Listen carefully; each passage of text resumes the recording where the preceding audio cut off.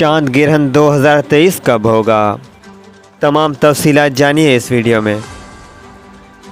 दोस्तों, वीडियो पे आगे बढ़ने से पहले अगर आप चैनल पे नए हैं तो चैनल को सब्सक्राइब करें और बेल आइकन को दबा के ऑल पे क्लिक करें ताकि हमारी आने वाली वीडियो आप तक सबसे पहले पहुंचे।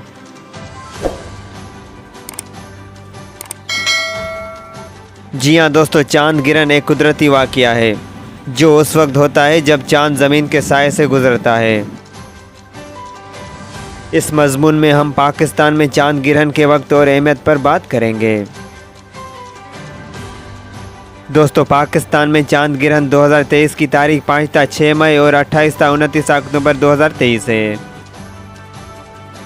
मेट ऑफिस की जानिब से शेयर की गई तफसीलात से मालूम हुआ है कि चांद ग्रहण रात 8:14 पर शुरू होगा और 12:32 पर ख़त्म होगा।